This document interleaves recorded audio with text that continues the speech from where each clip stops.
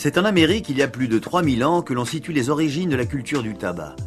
Il est alors considéré par les Indiens comme une plante précieuse et sacrée, aux vertus curatives, qu'ils fument dans les pipes ou sous forme de feuilles roulées. Avec la découverte de l'Amérique en 1492 par Christophe Colomb, le tabac se fraye un chemin vers l'Europe, en commençant par le Portugal et l'Espagne. Les premières graines arrivent en 1520 sur le vieux continent et c'est en 1556 que le père André Thévé introduit le tabac en France. En 1560, Jean Nicot, ambassadeur de France au Portugal, croit tant en ses effets curatifs qu'il en enverra à la reine Catherine de Médicis pour soigner ses migraines. Cette dernière en développe alors l'importation et le tabac devient rapidement très populaire. Les autres pays connaissent le même phénomène et à la fin du XVIe siècle, l'utilisation et la culture du tabac se sont répandues dans le monde entier.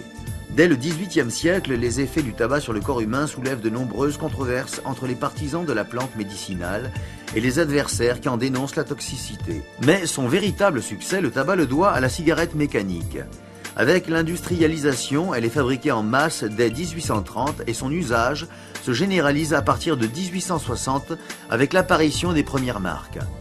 La fin de la Seconde Guerre mondiale marquera un tournant dans l'économie du tabac et la propagation du tabagisme.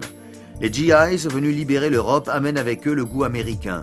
Plus douces et aromatisées, les cigarettes blondes inondent le marché, séduisent de plus en plus de monde, s'étendent aux femmes et à toutes les catégories sociales. Depuis, le tabagisme ne cesse de prendre de l'ampleur avec les conséquences que nous connaissons désormais.